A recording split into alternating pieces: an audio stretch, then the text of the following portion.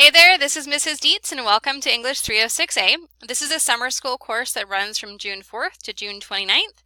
I am super excited to have you in class and watch you reach success. Because this is a summer school class, we are taking an entire semester's worth of work and we are putting it into 1 month-long course.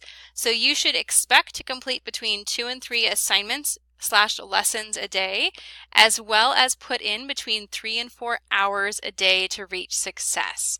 To pass this course, you must pass with a 70% or better. So that being said, any written assignment you turn in, any test or quiz that you take that you don't earn a 70% on or better, you will need to retake or rewrite until you can earn that grade. A couple of quick things that will help you reach success in this course. Make sure that you check your emails and announcements each day. You want to make sure that you're getting any important reminders from me. Make sure you complete the lessons and assignments as they're assigned. Like I said, you'll have between 2 and 3 lessons each day, and within those lessons you will have tests, quizzes, and written assignments. You can find those lessons over here on the class plan. You can also find a list of all of our work for the month of June and this course here at the bottom of the announcement that's posted in class. Feel free to work ahead. You don't have to keep to this schedule. You can go ahead and work ahead and get done with this class early if you'd like to. If you choose not to work ahead and you just want to turn things in as they're due, that's completely fine as well. I will let you know that when an assignment is due, it is due that day. So make sure that you're paying close attention to due dates. I do put in zeros a day after something is due because I want you to know exactly where your grade is.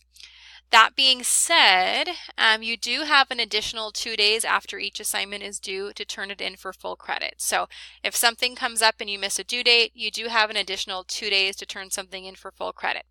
After that point, I'm not going to accept it unless you've made prior arrangements with me. If you have any questions, obviously email me right away. Give me a call. If you're stuck on a lesson or an assignment, I want to know. So please get a hold of me and let me know right away. I'll be in my office every day, Monday through Friday from 8:30 to 12:30. So if you want to set up a one-on-one class connect to go over a tough concept or work on an assignment together or to ask a question, just shoot me an email and we can set that up.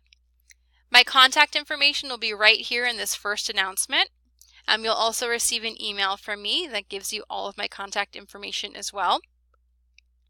As far as course materials go for this class, K-12 should have sent you a copy of the Crucible. Sorry about that, I almost forgot.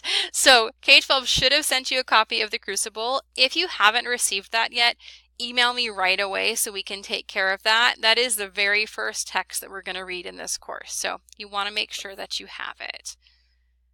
As far as reminders go, I think that that's about it. The big thing for this course really is putting in the time and completing the assignments, including the written assignments.